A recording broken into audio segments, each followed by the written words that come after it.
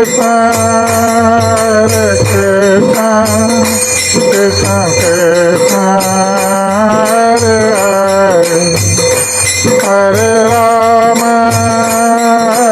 Rama, Rama Rama, Hare Hare, Hare Krishna, Krishna.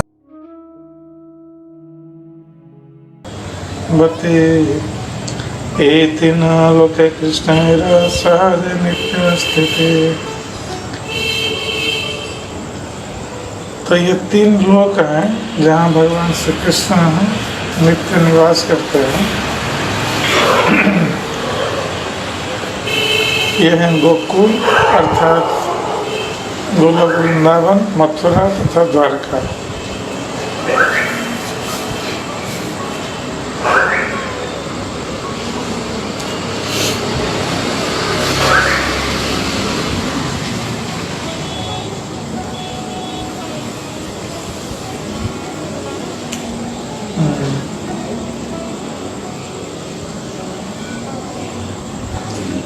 अंतरंग पुनैश्वर्य कुर्णाति न धाम तिनेराधीश्वर कृष्ण स्वयं भगवान।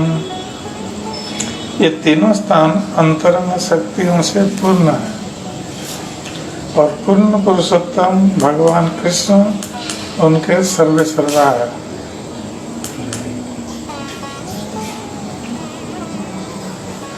पूर्वोक्त ब्रह्मांडेर जत दिक्पाल अनंत वैकुंठवरण चिरलोकपाल 500 बार मुकुट कृष्ण पादपीठे आगे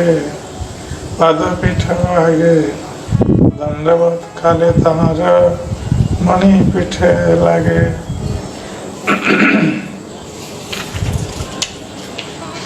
जैसा कि पहले कहा जा चुका है कि सारे ब्रह्मांडों तथा वैकुंठ लोकों के समस्त अधिष्ठाता देवों के मुकुटों की मणियों ने भगवान को नमस्कार करते समय उनके सिंहासन तथा चरण कमलों का स्पर्श किया।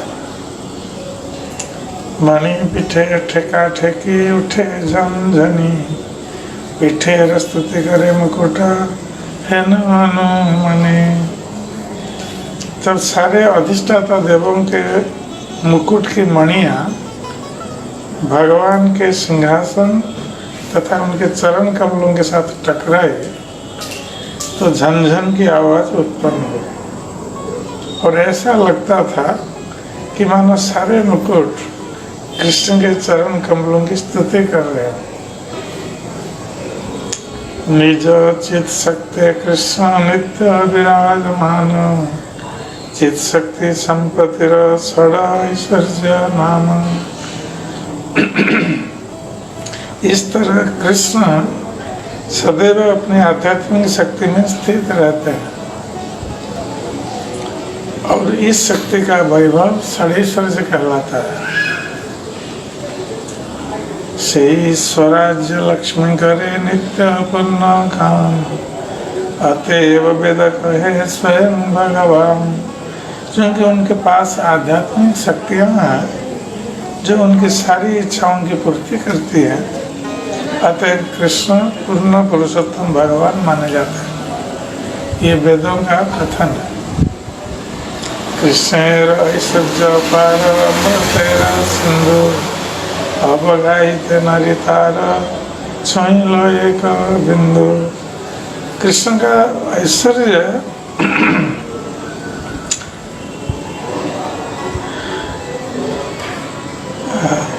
कृष्ण की असीम शक्तियाँ अमृत के सागर के समान है।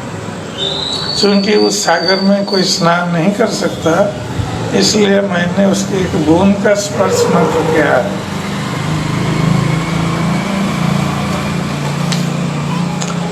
ऐश्वर्य कहिते प्रभुर कृष्ण स्फूर्ति आइला माधुर्य मजिला मन एक श्लोक पढ़िला।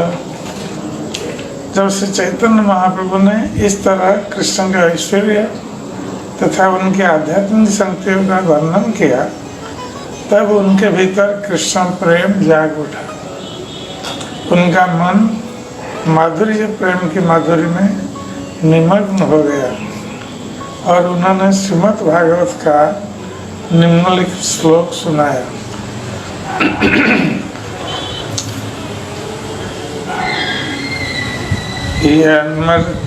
लीलोपैकं स्वयोगो मया बलं दर्शयताग्रेतं विस्मापनं स्वस्य च सौगर्दे परम पदं भूषणांगम। भगवान कृष्ण ने अपने आध्यात्मिक शक्ति का प्रदर्शन करने के लिए इस भौतिक जगत में अपनी लीलाओं के उपयुक्त एक रूप प्रकट किया। यह रूप उनके लिए भी अद्भुत था और सौभाग्य संपदा का परम धाम था। उसके अंग इतने सुंदर थे कि उनके शरीर में धारण किए हुए आभूषणों के सौंदर्य को बढ़ा रहे थे।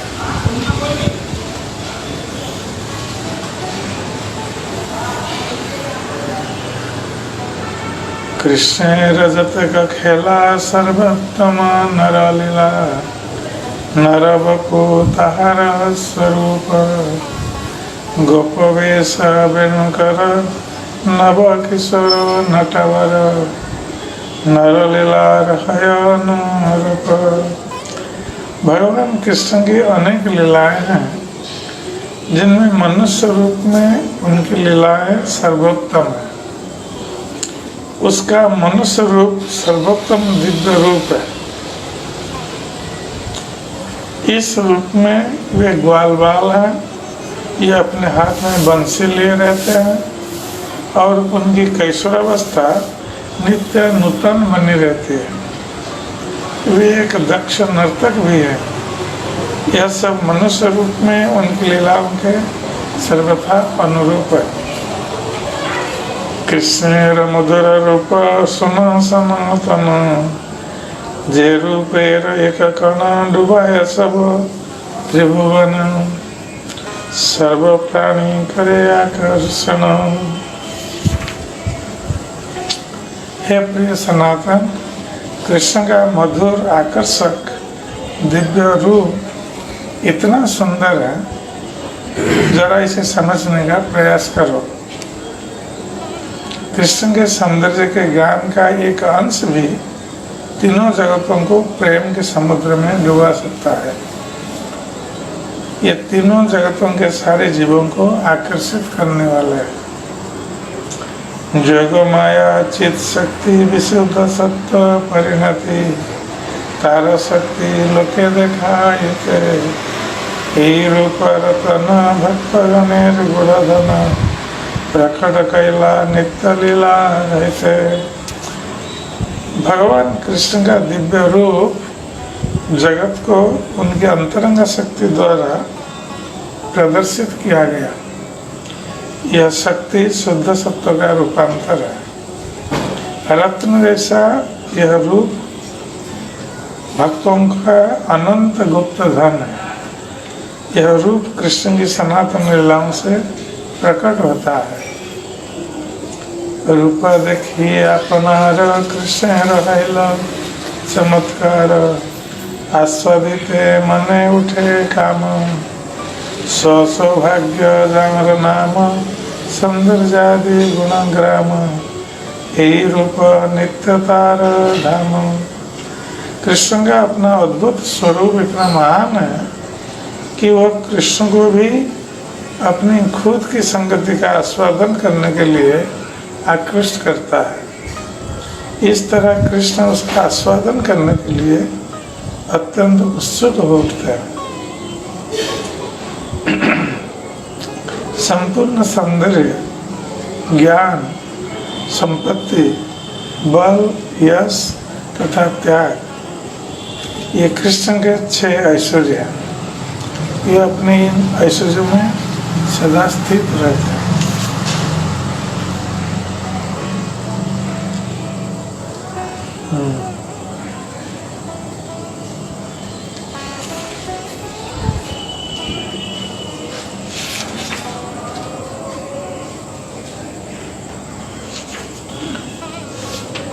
भूषणैर्भूषणांग ताहे ललित त्रिभंग ताहार ऊपर भूधनु नर्तन तिरछे नृत्यंतवान तारा तुरा संदन बिंदे राधा गोपी गणा मन। उस शरीर को आभूषण सहलाते हैं, किंतु कृष्ण का दिव्य शरीर इतना सुंदर है कि यह उनके द्वारा पहने गए आभूषण को सुंदर बना देता है। साधारणतः जो आभूषण पहनते हैं वो शरीर को सुंदर बनाता है, किंतु भगवान कृष्ण का शरीर इतना सुंदर है कि उनके शरीर में पहने गए आभूषण उससे भगवान कृष्ण के शरीर से सुंदर लगते हैं। इसलिए कृष्ण का शरीर आभूषणों का आभूषण कहलाता है। उनके खड़े होने का त्रिभंगी ढंग उस स्वरूप को भी चार चांद लगा देता है। अर्थात त्रिभंगी ढंग में भगवान कृष्ण बहुत सुंदर लगता है। इन समस्त सुंदर लक्षणों के भी ऊपर कृष्ण की आंखें नृत्य करती हैं और कटाक्ष करती है, जो श्रीमती राधा रानी तथा गोपियों के मनों को भेदने वाले बाणों का काम करती है। जब बाण लक्ष्यभेद कर लेता है तो उनके मन विचलित हो उठता है। ब्रह्मांडो परिपरव्योम कहाँ स्वरूप बार बोले प्रेम पतिव्रता शिरोमणि जारे कहे वेदवाणी आकर्षे से लक्ष्मी गण। कृष्ण के शरीर का सौंदर्य इतना आकर्षक है कि वो न केवल इस भौतिक जगत के देवताओं तथा जीवों को आकृष्ट करता है, अपितु नारायण समेत परब्रह्म के उन समस्त पुरुषों को भी आकृष्ट करने वाला है, जो कृष्ण के विस्तार है। इस तरह समस्त नारायणों के मन कृष्ण के शारीरिक सौंदर्य द्वारा आकृष्ट हो जाते हैं। इसके अतिरिक्त इन नारायण की पत्नियां लक्ष्मियां, जिन्हें वेदों में सर्वाधिक पतिव्रता कहा गया है, कृष्ण के अद्भुत सौंदर्य द्वारा आकृष्ट हो जाती है। चढ़ी गोपी मनोरथे मनमथे मनमथे नाम धरे मदन मोहन जिन्हीं पंच सरदर्प स्वयं नव कंदर्प रास करे लया गोपीगण। गोपियों पर कृपा करते हुए उनके मन रूपी रथों पर चढ़कर तथा उनसे प्रेममयी सेवा प्राप्त करने के लिए कृष्ण कामदेव की भांति उनके मनों को आकृष्ट करते हैं। इसलिए वे मदन मोहन अर्थात कामदेव को आकृष्ट करने वाले भी कहलाते हैं।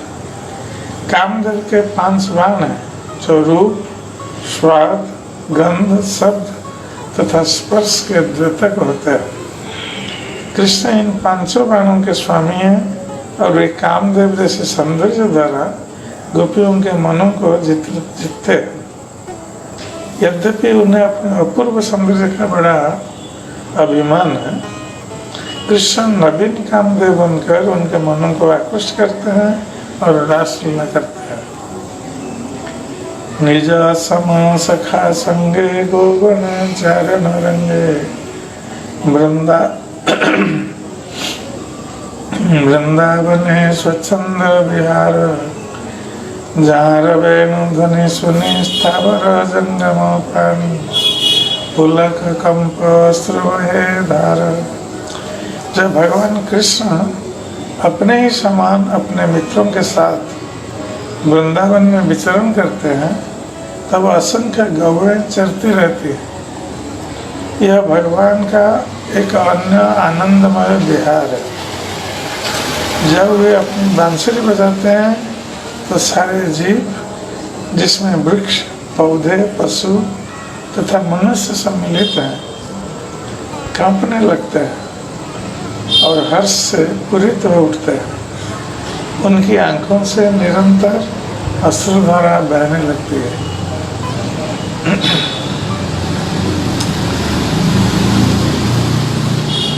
मुक्ताहार वक्रपंथी इंद्रधनु पिच्छतति पीतंबर बिजुरी संचर कृष्ण नवदलधर जगत सस्य ऊपर बरिशय लीलामृत धार।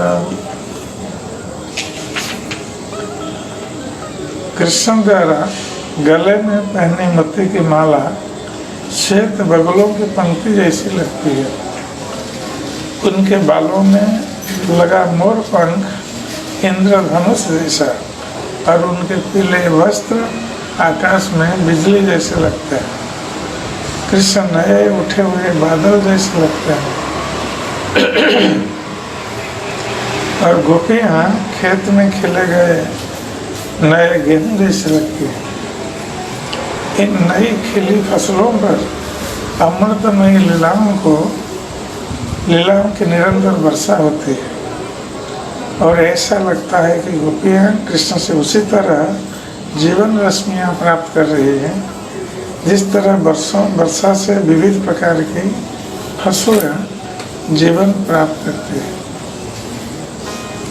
माधुर्य भगवता सार ब्रजे कैल परचार ताहा सुख व्यसरानंदन स्थाने स्थाने भागवते बन्याचे जनाइते ताहा सुनी मते भक्तगण। पूर्ण पुरुषोत्तम भगवान कृष्ण अपने आकर्षक सौंदर्य समेत छाव ऐश्वर्य से पूर्ण है, जिसके कारण ये गोपियों के साथ माधुर्य प्रेम में रत होता है। ऐसी माधुरी उनके गुणों का सार है। वास्तव के पुत्र सुखदेव गोस्वामी ने श्रीमद् भागवत में स्थान स्थान पर कृष्ण की इन लीलाओं का वर्णन किया है जिन्हें सुनकर भक्तगण भगवत प्रेम में उन्मत्त हो उठते हैं। कहिते कृष्ण रसे श्लोक पड़े प्रेमावसे प्रेमे सनातन हाथ धरी गोपी भाग्य कृष्ण गुण जे करिल वर्णन भावावेशे मथुरा नगरी। जिस तरह मथुरा की स्त्रियों ने वृंदावन की गोपियों के भाग्य तथा कृष्ण के दिव्य गुणों का भाव में वर्णन किया था, उसी तरह श्री चैतन्य महाप्रभु ने कृष्ण के विविध रसों का वर्णन किया और वे प्रेम भाव से अभिभूत हो गए। उन्होंने सनातन गोस्वामी का हाथ थाम कर निम्नलिखित श्लोक पढ़ा।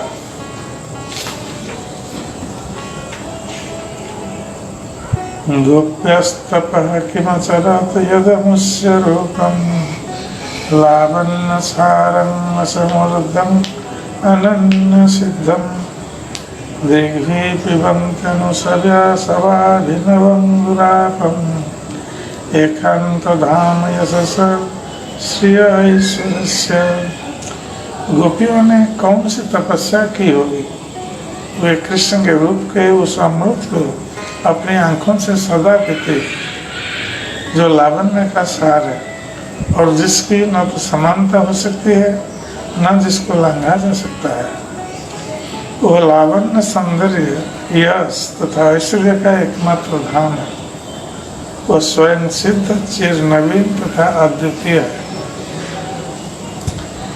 तारुण्यामृत परावार तरंग लावण्य सार ताते से आवर्त भावोत्तम बंसी ध्वनि चक्रवात नारी रमन तृणवात ताहा डुबाय नहाए उद्गम।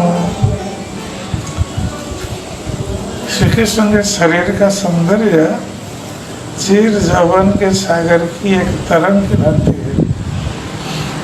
उस महासागर में प्रेम भाव का उदय भंवर के समान है। कृष्ण की बंसी की ध्वनि चक्रवात की तरह है और गोपियों के चंचल मन सूखे पत्तों और तिनकों की तरह है। जब वे चक्रवात में गिर जाते हैं तो फिर ऊपर कभी नहीं उठते। अपितु कृष्ण के चरण कमलों में ही निरंतर पड़े रहते। सखी है कौन तब कैल गोपीगण, कृष्ण रूप समाधुरी पिबी पिबी नेत्र भरी, श्लाघ्य करे जन्म तनु मना। हे प्रिय सखी, गोपियों ने कौन सी कठिन तपस्या की है कि ये उनकी दिव्य सुंदरता तथा माधुर्य को अपनी आंखों से जी भरकर पी रही है। इस तरह वे अपने जन शरीर तथा मन को सफल बनाती है।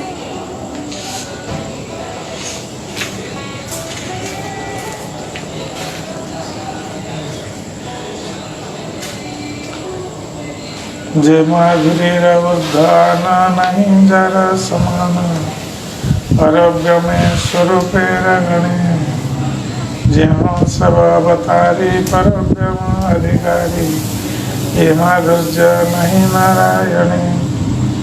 गोपियों द्वारा कृष्ण के सौंदर्य की जिस माधुरी का आस्वादन किया जाता है वह अद्वितीय है। उस भाव में माधुरी के समान या उससे बढ़कर कुछ भी नहीं है। यहाँ तक कि वैकुंठ लोकों के अधिष्ठाता नारायणों में भी वो माधुरी नहीं है। निसंदेह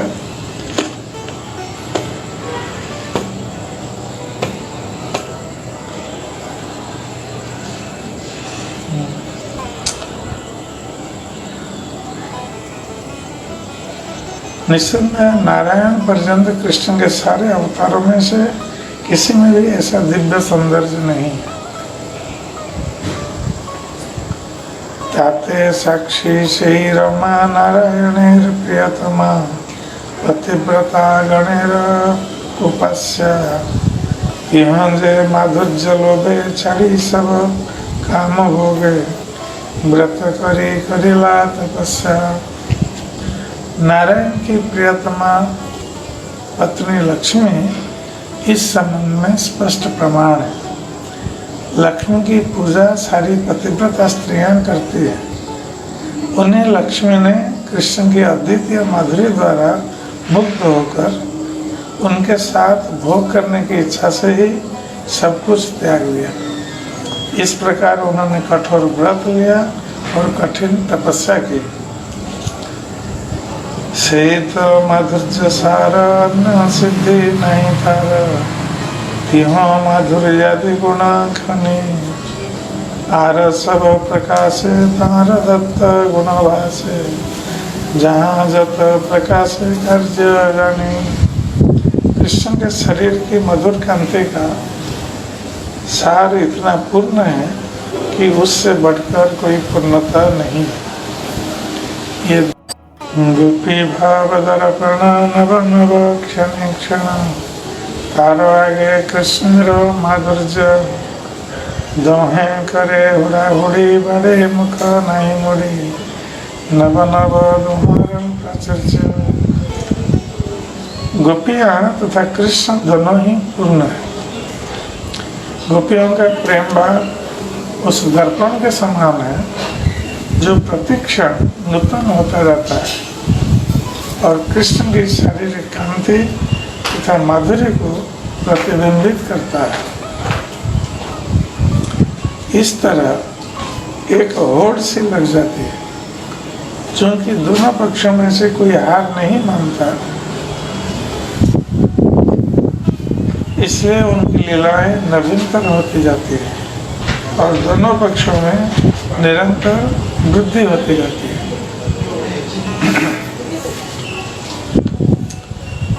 कर्म तप योग ज्ञान विधि भक्ति जप ध्यान, यहाँ है ते माधुर्य दुर्लभ, केवल जे राग मार्गे भजे कृष्ण अनुरागे, तारे कृष्ण माधुर्य सुलभ। कृष्ण तथा गोपियों के पारस्परिक व्यवहार से उत्पन्न दिव्य रसों का आस्वादन कर्म तप योग ज्ञान विधि भक्ति मंत्र योग या ध्यान द्वारा नहीं किया जा सकता। इस माधुरी का आस्वादन केवल मुक्त पुरुषों के स्वतः स्फूर्त रागानुग प्रेम द्वारा किया जा सकता है, जो परम अनुराग के साथ कृष्ण नाम का कीर्तन करते हैं।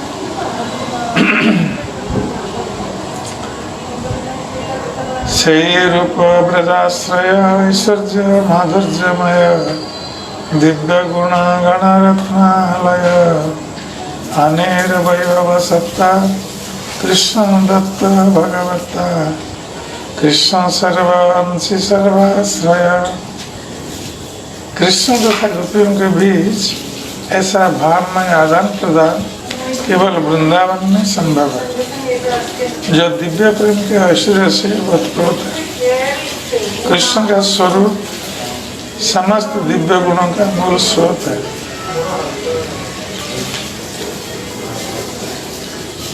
यह रत्नों की खान के समान है।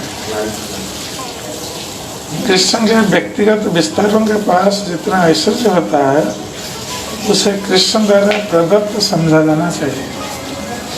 अतः कृष्ण अधिस्रोत है तथा सबके आश्रय है।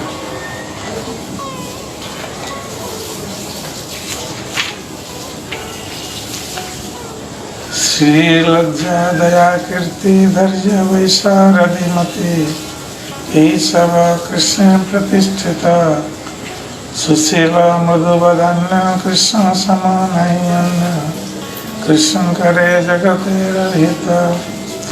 सौंदर्य, विनम्रता, दया, कीर्ति, धैर्य तथा दक्ष बुद्धि, ये सभी कृष्ण में प्रकट होते हैं, किंतु इनके अतिरिक्त भी उनमें सदाचार, मृदुता तथा उदारता के अन्य गुण पाए जाते हैं। वे सारे जगत के लिए कल्याण कार्य भी करते हैं। ये सारे गुण नारायण जैसे अंशों में दृष्टिगोचर नहीं होते।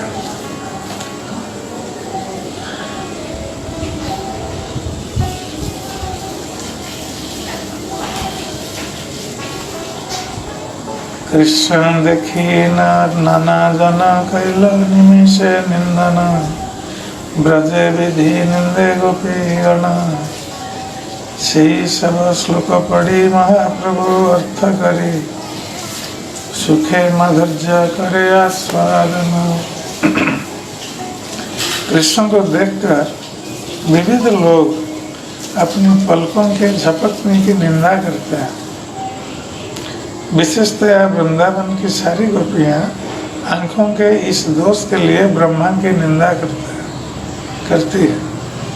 इसके बाद श्री चैतन्य महाप्रभु ने श्रीमद् भागवत के कुछ श्लोक सुनाए और उनकी विस्तृत व्याख्या की। इस तरह उन्होंने बहुत ही सुख के साथ दिव्य माधुरी का आस्वादन किया। यस्याननं मकरकुण्डल चारुकर्णं व्राजत कपोल सुभगं सविलासासं नित्योत्सवं जनतु पूर्देशिभिः पिबन्तो नार्यो नराश्च मुदिता कुपिता निमेश्च।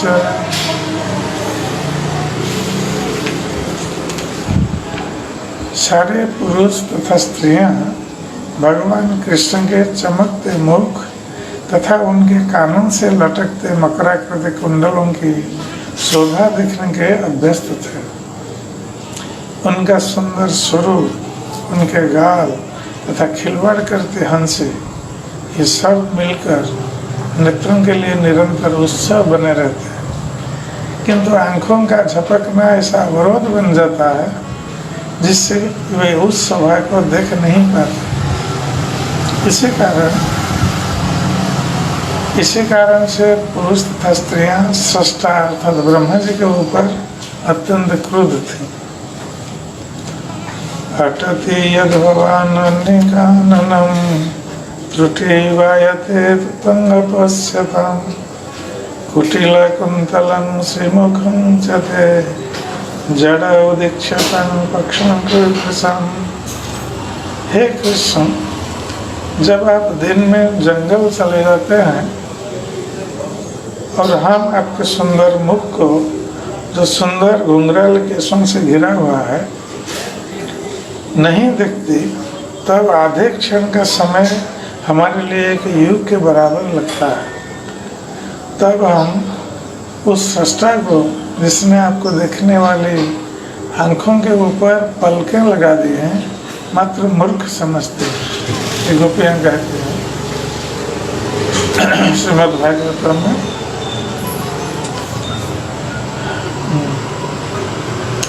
काम गायत्री मंत्र रूप है कृष्ण स्वरूप, शारदा छब्बीस अक्षर तार है, से अक्षर चंद्र है, कृष्ण करी उदय, त्रिजगत कैला काममय। पूर्ण पुरुषोत्तम भगवान कृष्ण वैदिक मंत्र काम गायत्री से अभिन्न है, जो 24.5 अक्षरों से रचित है। ये मंत्र हम लोग जप करते हैं, काम गायत्री। ये अक्षर उन चंद्रमा के सदृश हैं जो कृष्ण में उदित होते हैं। तो यहाँ बताया कि काम गायत्री कृष्ण से अभिन्न है, जो 24.5 अक्षरों से रचित है। इस तरह तीनों जगत काममय हो जाते हैं। सखी है कृष्ण मुख द्विज राज राज, कृष्ण बपु सिंहासने बसी राज्य शासने, करे संगे चंद्रेर समाज। कृष्ण का मुख समस्त चंद्रमा का राजा है और कृष्ण का शरीर सिंहासन है। इस तरह राजा चंद्रमा के समाज पर शासन करता है।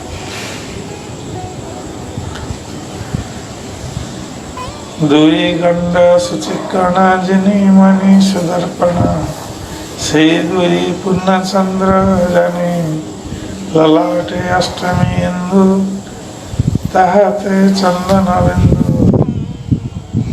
से एक पूर्ण चंद्र माने कृष्ण के दोनों गाल चमकीले मणियों जैसे, दोनों पूर्ण चंद्रमा माने जाते हैं। उनका ललाट अर्ध चंद्रमा माना गया है और वहाँ लगे चंदन के बिंदु को पूर्ण चंद्रमा माना गया है।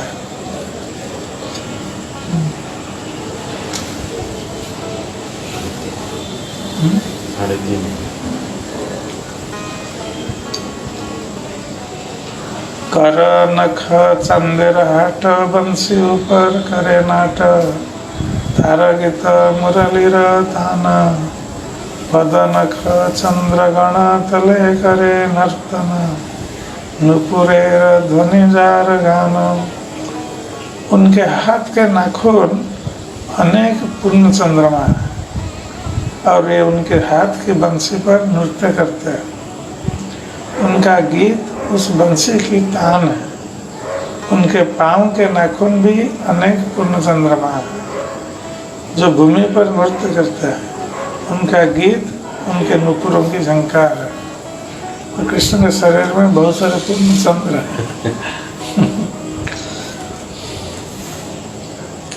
नाचे मकर कुंडल नेत्र लीला कमल, बिलासी राजा सतत नचाए, भ्रूधनु नेत्रबाण धनुर्गुण द्विखान, नारी मन लक्ष्य बिंदेता। कृष्ण का मुख बिलासी राजा है। उनका वो पूर्ण चंद्रमा रूप मुख उनके मकराकृति कुंडलों तथा कमल नेत्रों को नचाने वाला है। उनकी भवें धनुष के समान है और उनकी आंखें बाणों जैसी है। उनके कान उस धनुष की डोरी पर स्थित है।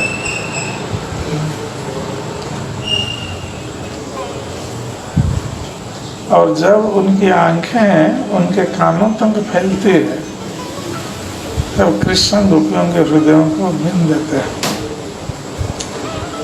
यही चंदेर बड़ नाट, पासरी चंदेर पसारी चंदेर हाट, विनिमूले विलाय निजामृत कहाँ स्मित जक्षनामृते कहाँ रे अधरामृते सब लोग करे आपका हित। उनके मुख का नृत्य करता स्वरूप अन्य सभी पूर्ण चंद्रमाओं से बाजी मार ले जाता है और पूर्ण चंद्रमाओं के बाजार को विस्तृत करता है। कृष्ण के मुख का अमृत अमूल्य होते हुए भी सब में वितरित किया जाता है। कुछ उनके मृदु हंसी की चंद्र किरणों को खरीदते हैं तो कुछ उनके होठों के अमृत को। इस तरह वे सबको तुष्ट करते हैं। विपुलाय तारुण मदन मद घूर्णम मंत्री जार यदुई नयन लावण्य कलिसदन जन नेत्र रसायन सुखमय गोविंद वदन। कृष्ण के दो विस्फारित लाल लाल नेत्र, ये राजा के दो मंत्री हैं और सुंदर नेत्रों वाले कामदेव के गर्भ का दमन करने वाला है। सुख से पूर्ण गोविंद का वो मुख सौंदर्य विलास का घर है और यह सबके नेत्रों को अत्यंत सुहावना लगता है। जार पुण्य पुंज फले से मुख दर्शन मिले दुई आँखी करीबे माने द्विगुण बाड़े तृष्णा लोभ पीते नारे मन क्षोभ दुखे करे विधिरा निंदने। यदि किसी को भक्ति द्वारा पुण्य कर्म का फल प्राप्त होता है और वह कृष्ण के मुख का दर्शन पा लेता है तो वह अपनी केवल दो आँखों से क्या आस्वादन कर सकता है। तब कृष्ण के अमृतमय मुख को देखने से उसका लोभ तथा उसकी तृष्णा दोनों दुगुने बढ़ जाते हैं। उस अमृत को ठीक से पी ना सकने के कारण मनुष्य दुखी होता है और सष्टा की आलोचना इसलिए करने लगता है कि उसने दो से अधिक आंखें क्यों नहीं दी।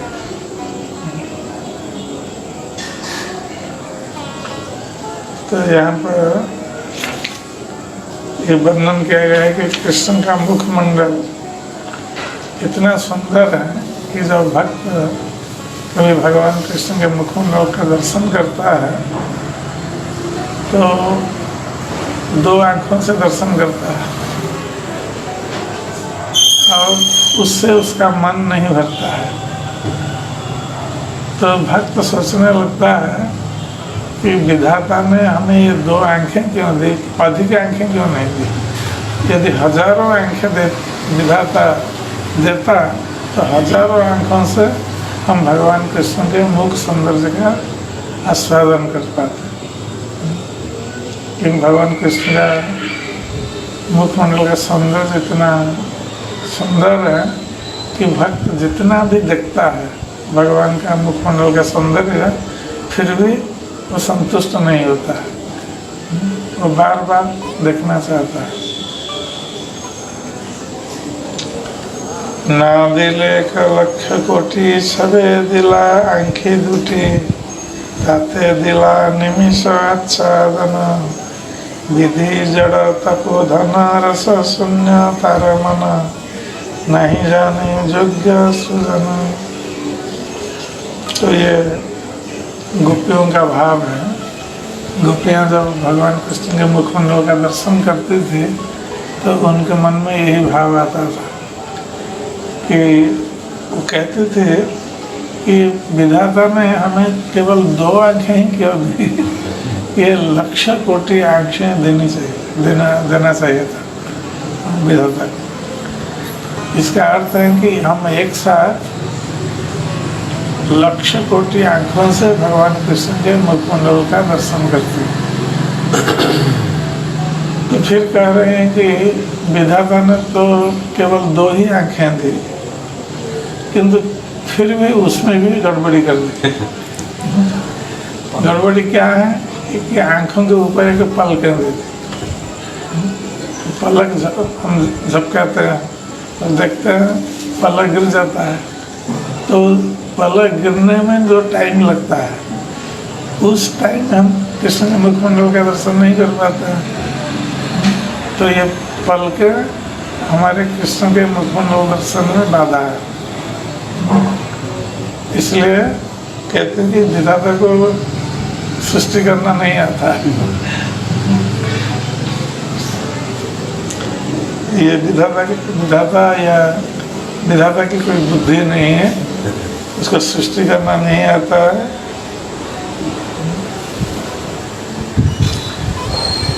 जे देखिबे कृष्णानंद तारे करे दिनयन विधि है न विचार मोर जदि बोल धरे कोटि आँखि तार करे तबे जानी योग्य सृष्टि तार।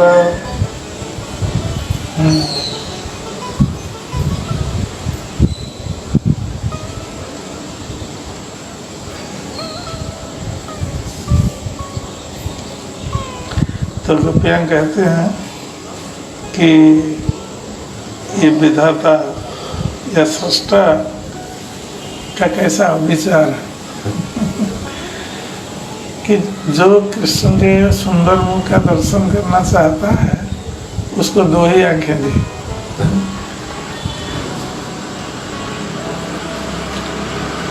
और यदि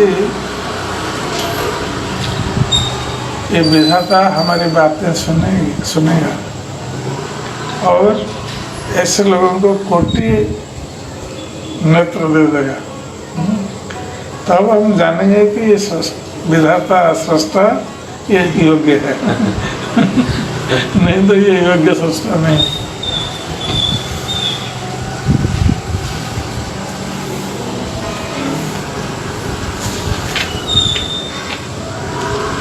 कृष्णांग माधुर्य सिंधु सुमधुर मुखायंदु अति मधु स्मित सुकिरणे एतिने लगिला मन लोभे करे आस्वादन श्लोक पढ़े सहस्त्र चालन।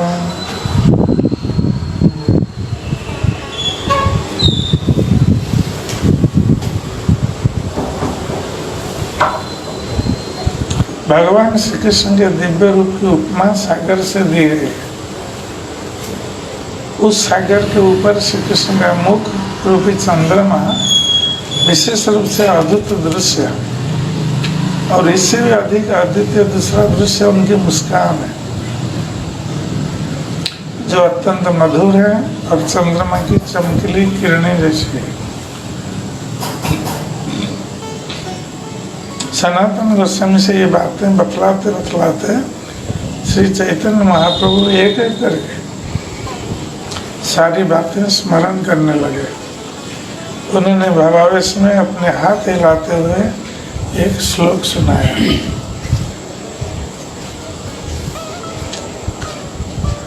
मधुरं मधुरं वपुरस्य विभुर मधुरं मधुरं वदनं मधुरं मधुगंधि मृदु स्मितमयतदहो मधुरं मधुरं मधुरं मधुरं। हे प्रभु, कृष्ण का दिव्य शरीर अत्यंत मधुर है और उनका मुख उनके शरीर से भी अधिक मधुर है।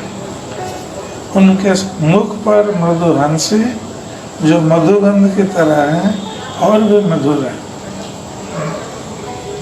ये बिल्लमंगल ठाकुर की रचना है। कृष्ण कर्णामृत से चैतन्य महाप्रभु ने ये श्लोक गाया। सनातन कृष्ण माधुर्य अमृतेर सिंधु मोर मन सन्निपाति सब पीते करे मति दुर्देव वैद्य नादय एक बिंदु। हे सनातन, कृष्ण की मधुरता अमृत के सिंधु जैसी है। यद्यपि मेरा मन इस समय सन्निपात से ग्रस्त है और मैं उस समुद्र को पी लेना चाहता, किंतु दुर्दैव वैद्य मुझे इसकी एक बूंद भी पीने की अनुमति नहीं देता।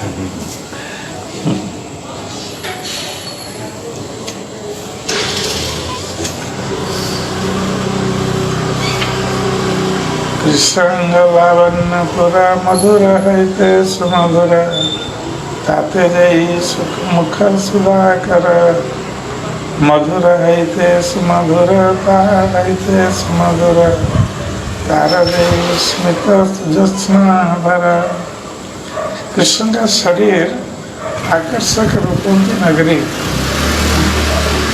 और यह मधुर से मधुरतर है। उनका चंद्रमा जैसा मुख और भी मधुर है और उस चंद्रमा जैसे मुख पर परम मंद हंसी चांदनी की किरणों जैसी मधुर है ते सुमधुर ता है ते सुमधुर ता है ते अति सुमधुर आपनार एक कणे बापे सब त्रिभुवने दस दिग बापे जार पुरा। कृष्ण की हंसी सर्वाधिक मधुर है। उनकी हंसी उस पूर्ण चंद्रमा की तरह है जो अपनी किरणों को तीनों लोकों में गोलोक वृंदावन वैकुंठ तथा देवी धाम अर्थात भौतिक जगत में निकलता है। इस तरह कृष्ण की उज्जवल सुंदरता दसों दिशाओं में फैल जाती है।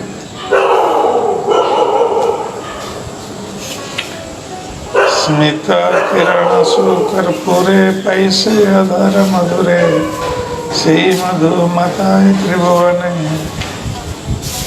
बंशी छिद्र आकाशे तारा गुण शब्द पैसे ध्वनि रूपे पया परिणामे। उसकी मंद मुस्कान तथा सुगंधित प्रकाश की तुलना कपूर से की जा सकती है जो उनके होठों की मधुरता में प्रविष्ट हो जाता है।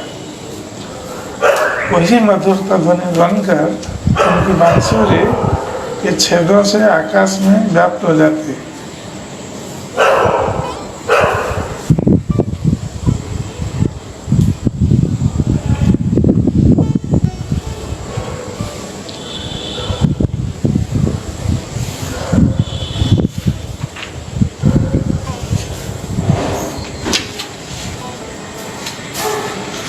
ठीक है,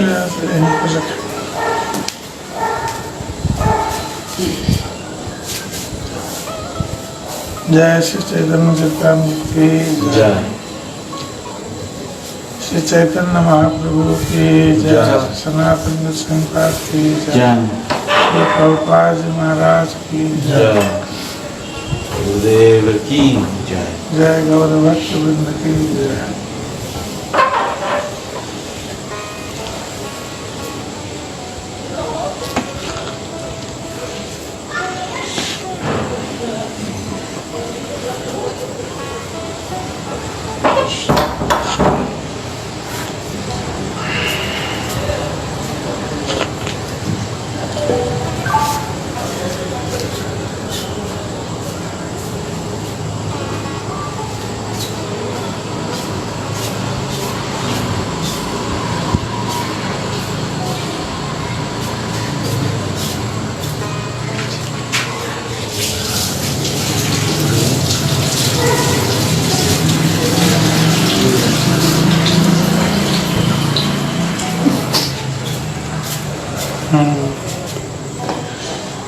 मदन गोपाल दास गुड़गांव से उनका प्रश्न है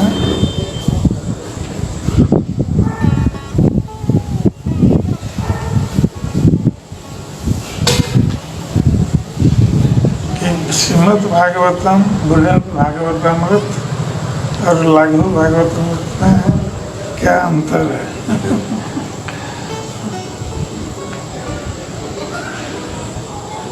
तो श्रीमद् भागवत जो है ये भगवान की लीलाओं का वर्णन है। इसको सुखदेव गोस्वामी ने महाराज परीक्षित को 7 दिनों में उसको सुनाया था गंगा के तट पर।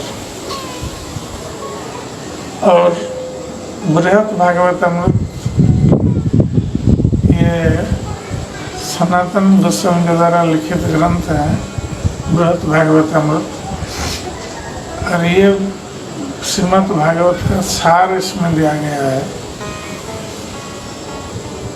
जिसमें माता उत्तरा परीक्षित महाराज से उनके अंतिम समय एक प्रश्न कर रही है, क्योंकि परीक्षित महाराज का समय निकट हो गया था, शरीर त्यागने का समय, इसलिए उनके पास अधिक समय नहीं था, क्योंकि 7 दिन तक वो श्रीमद् भागवत श्रवण कर चुके थे। अब शरीर त्यागने के लिए प्रस्तुत हो रहे थे, तो माता उत्तरा ने उनसे पूछा था कि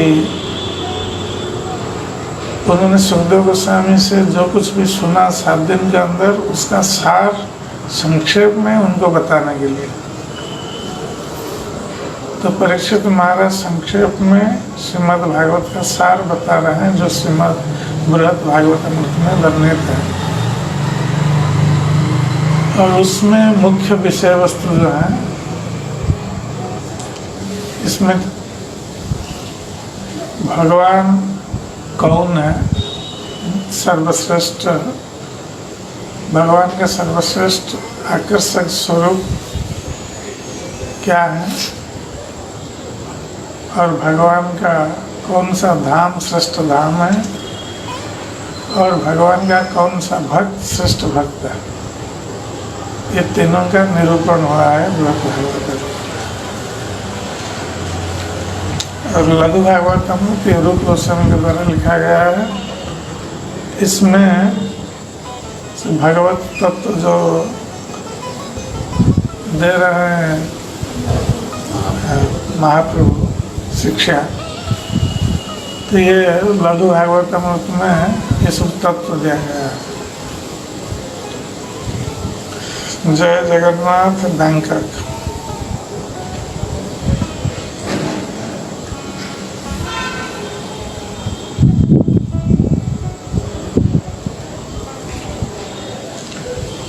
इनका प्रथम प्रश्न है कि क्या महाविष्णु सारे ब्रह्मांड के ऊपर दृष्टिपात करते हैं? जब प्रथम सृष्टि आरंभ होती है तो महाविष्णु सारे ब्रह्मांड के ऊपर दृष्टिपात नहीं करते। महाविष्णु माया शक्ति के ऊपर दृष्टिपात करता है, और जिस दृष्टि के माध्यम से सारे जीव माया के गर्भ में आते हैं और बाद में विभिन्न ब्रह्मांडों में जन्म ग्रहण करते हैं। इसलिए माया शक्ति के ऊपर महाविष्णु दृष्टिपात करते हैं, ब्रह्मांडों के ऊपर नहीं।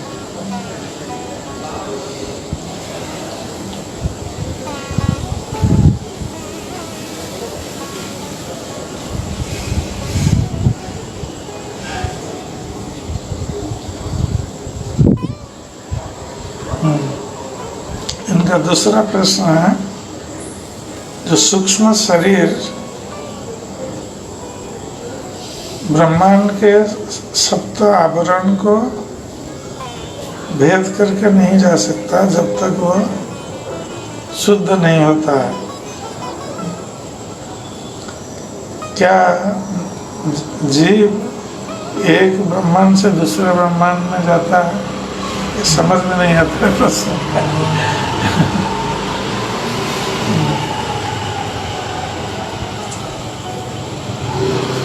जीव जो है, जीवात्मा,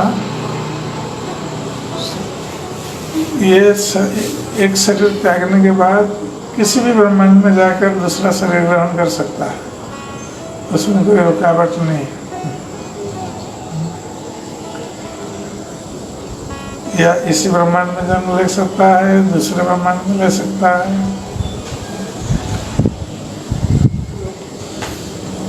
और जब जीवात्मा तो सूक्ष्म शरीर के साथ ही जाता है, और जब सूक्ष्म शरीर शुद्ध हो जाता है वो तो भगवत धाम जाता है। ब्रह्मांड में जन्म लेने की आवश्यकता नहीं है। हाँ, ये हो सकता है कि यदि कोई संपूर्ण शुद्ध हो जाता है तो वो सीधे गोलोक वृंदावन न जाकर इसी ब्रह्मांड में जहाँ पर भगवान कृष्ण की लीला चलती होगी, पहले जाकर उस लीला में अंशग्रहण करता है और ट्रेंड अप होता है गोलोक वृंदावन जाने के लिए। तो जिस ब्रह्मांड में भगवान की लीला चलती है वहाँ जन्म लेता है शुद्ध आत्मा। आशीष जयपुर।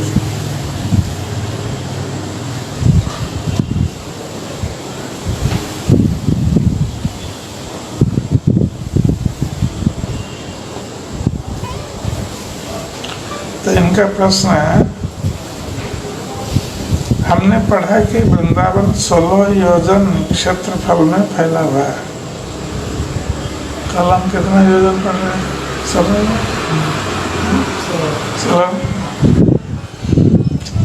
और उसमें करोड़ों ग्वाल बाल हैं और उनकी करोड़ों गाय हैं। इसी प्रकार हम पढ़ते हैं कि कुरुक्षेत्र के युद्ध स्थल में करोड़ों योद्धा एकत्रित थे। इतने कम क्षेत्रफल में इतने लोगों का एकत्रित होना हम किस प्रकार समझें? शाखा चंद्र नायक क्या है और इससे हम कृष्ण की लीला को किस प्रकार समझ सकते हैं?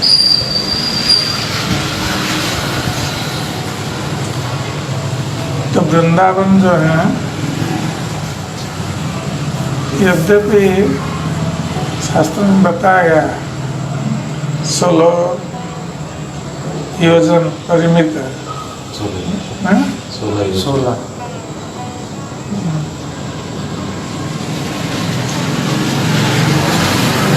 16 योजन, 16 कोस, 16 कोस है। 16 कोस। हाँ 16 कोस केते योजन? योजन 16 ब्रजमंडल 84 कोस। ये वृंदावन 16 क्रॉस 32 मील। 32 मील।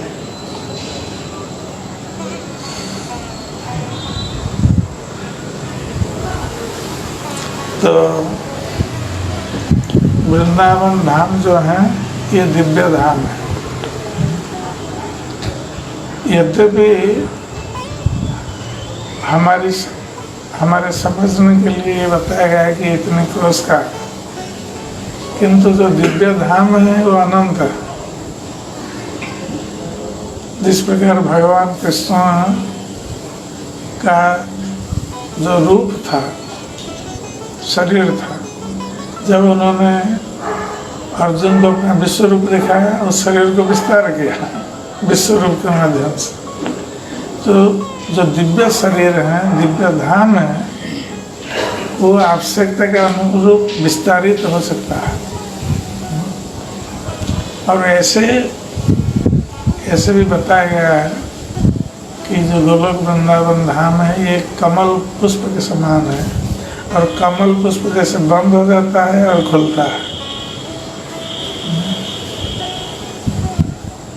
तो उसी प्रकार हम देखते हैं कि वृंदावन में एक स्थान दूसरे स्थान से बहुत दूर है। तो कभी कभी मन में आता है कि भगवान कृष्ण कैसे लीला करते हैं। इतने किलोमीटर यहाँ से आते थे प्रतिदिन। नहीं, भगवान को चलने की आवश्यकता नहीं होती थी इतने किलोमीटर, क्योंकि ये दिव्य धाम है कमल के समान। तो कमल भगवान की इच्छा के अनुसार वो संकुचित हो जाता था, बंद हो जाता था।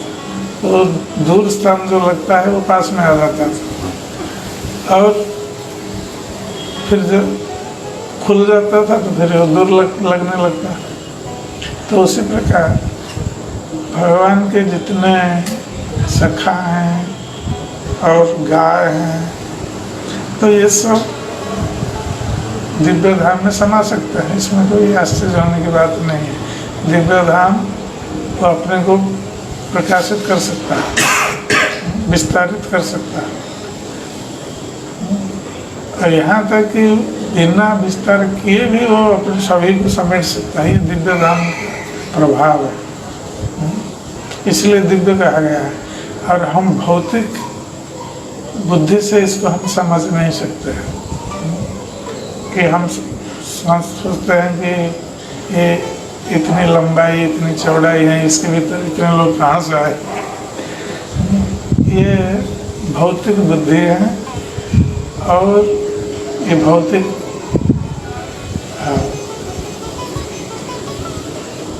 मेजरमेंट है।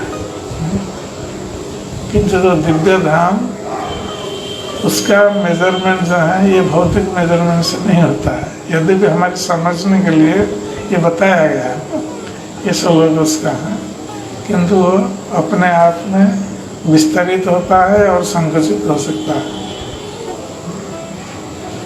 यहाँ पे तो आप लोग बता रहे हैं हाँ ये शास्त्रों में दिया है वृंदावन 16 क्रोश है, हाँ 32 मील, और सारे वैकुंठ और अनगिनत ब्रह्मांड इसके एक कोने में रहते हैं। हाँ। तो ये कल हम पढ़ रहे थे सर, तो यद्यपि सोलह कोष बताया गया, क्रॉस बताया गया 32 मील, किंतु सारे ब्रह्मांड वैकुंठ धाम, सारे वैकुंठ धाम और सारे ब्रह्मांड वृंदावन के एक कोने में रहते हैं। ये कैसे हम समझे? तो ये जो दिव्य स्वभाव है धाम का, इससे सब कुछ संभव है, कुछ असंभव नहीं।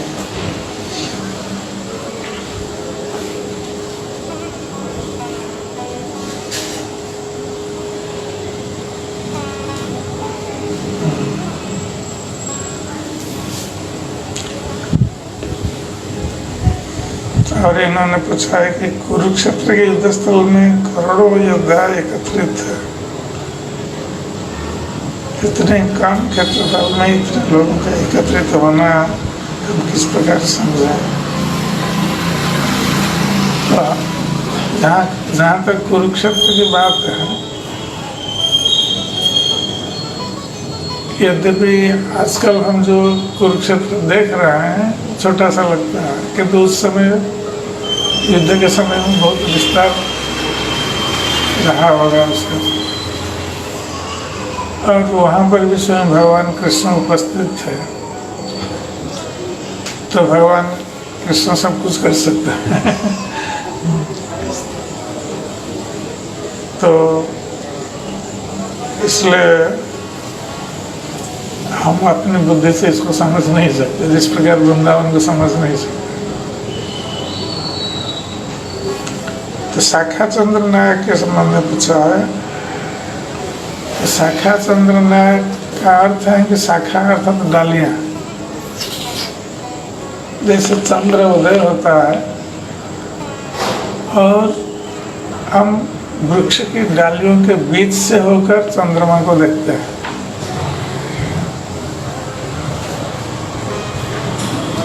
तो उसको शाखा चंद्र नायक कहा गया है।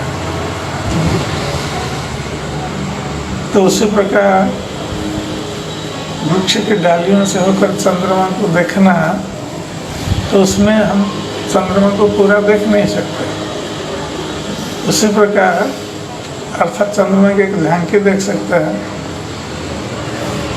किंतु भगवान कृष्ण की अनंत लीलाएं हैं। तो शाखा चंद्र न्याय की भांति भगवान की लीलाओं को समझना, यहाँ जो वर्णन किया जा रहा है भगवान की लीलाओं का वर्णन, वो थोड़ा बहुत वर्णन हो रहा है, सारी लीलाओं का वर्णन नहीं होता है। तो थोड़ा बहुत जो वर्णन लीलाओं का हम श्रवण करते हैं, उसके माध्यम से हम भगवान की लीलाओं को समझना, पूरी लीलाओं। जिस प्रकार हम चंद्रमा को देखते हैं डालियों के बीच में होकर, जिस प्रकार पूर्ण चंद्रमा को देख नहीं सकते, उसी प्रकार इन लीलाओं के माध्यम से हम भगवान की सारी लीलाओं को समझ नहीं सकते। उनकी लीलाएं अनंत है, अपार है। थोड़ा बहुत दिग्दर्शन दे रहे हैं शास्त्र में, या स्वयं चैतन्य महाप्रभु भी दे रहे हैं। सरोज स्तन अंगुल,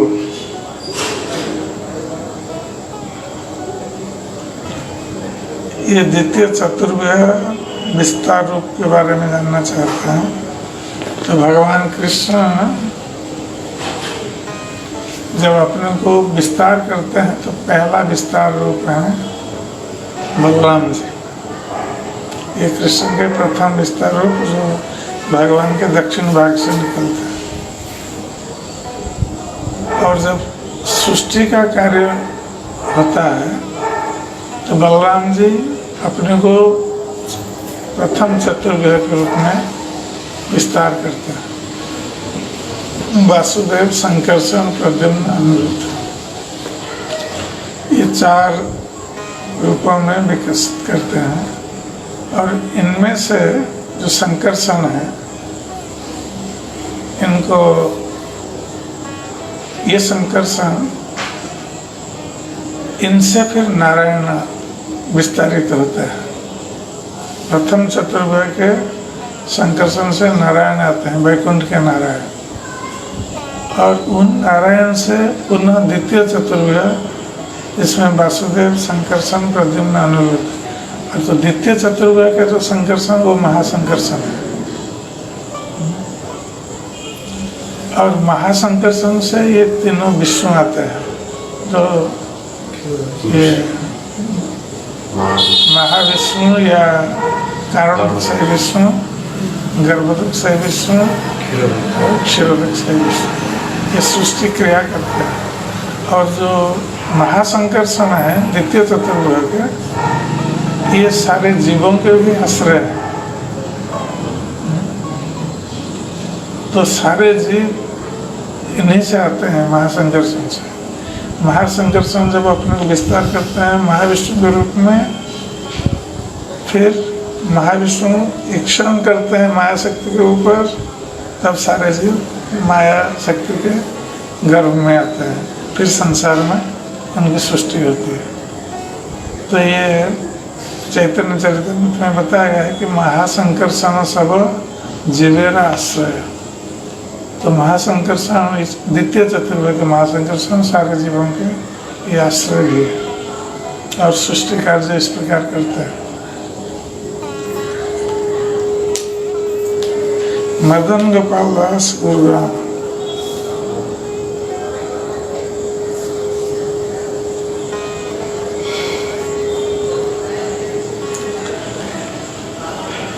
हरे कृष्ण, इनका प्रश्न है, हरे कृष्ण मंत्र को महामंत्र बताया गया है और ये महामंत्र सारी कामनाओं को पूर्ण करने में समर्थ है। तो फिर ये काम गायत्री मंत्र जपने की क्या आवश्यकता है?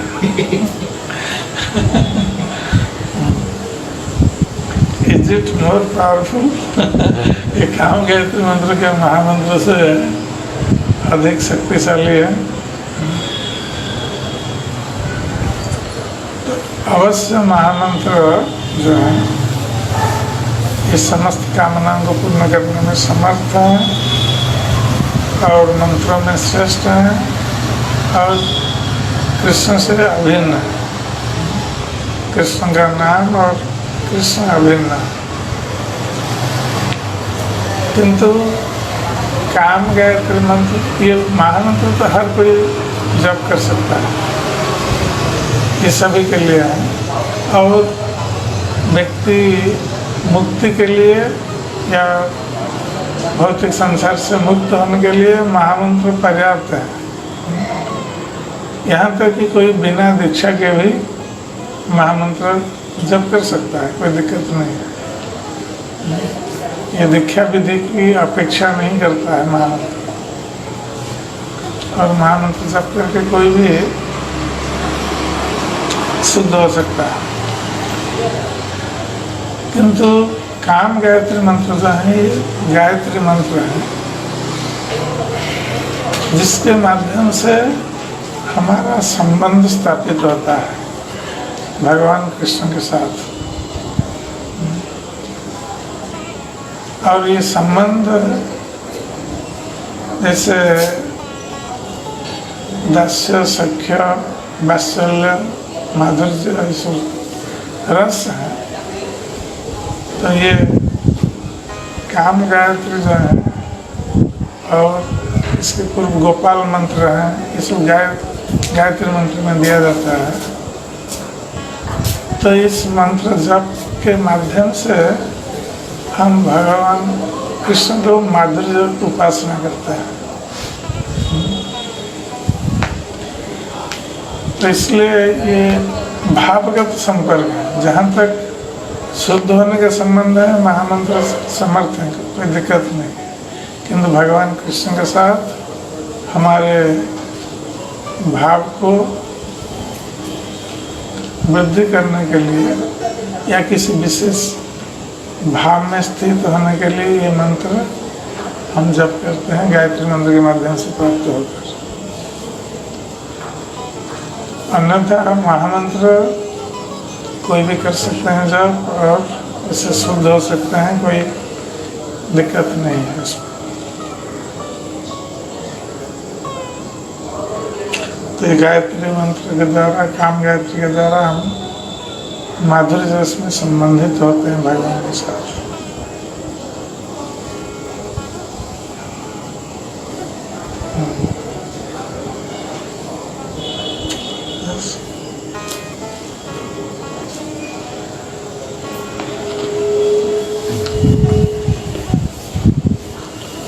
और कोई है? और एक भेजिए, अभी भेजिए।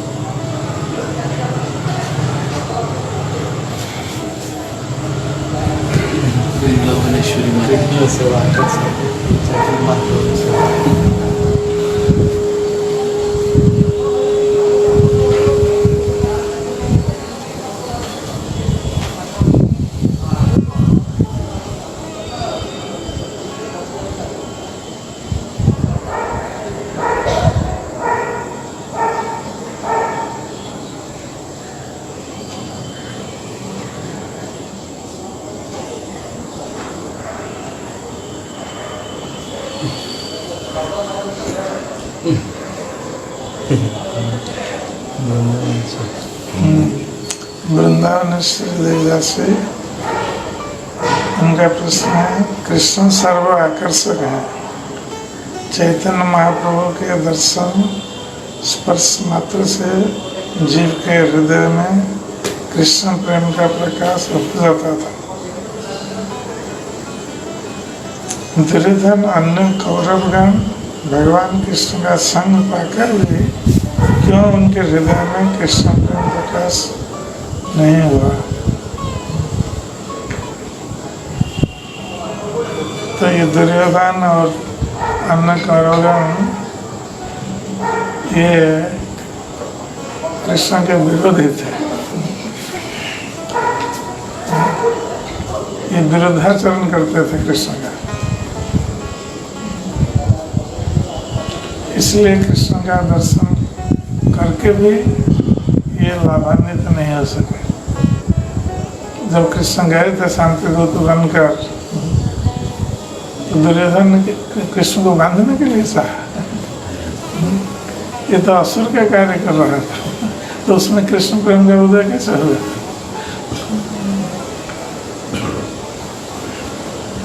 किंतु जो कृष्ण के प्रति जिनका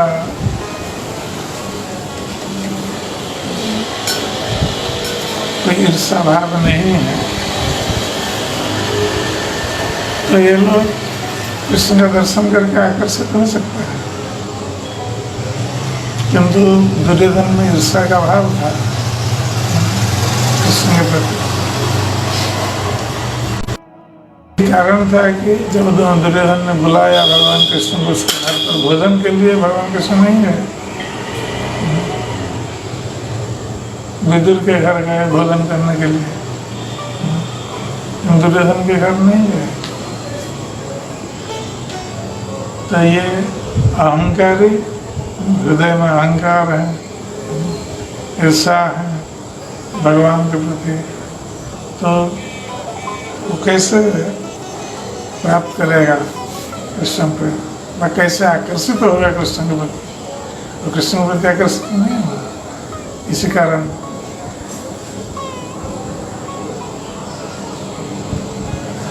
गीता में भी गीता में भी भगवान कहते हैं अवजानन्ति मां मूढ़ः। अवजानन्ति मां मूढ़ा मानुषं तनुमाश्रितं परं भाव जानन्तो मम भूत महेश्वर। ये मूर्ख है सब, भगवान के दिव्य स्वभाव को नहीं जानते हैं। तो भगवान का दर्शन और अति निकट में प्राप्त होकर भी ये दुर्भाग्यशाली रहे।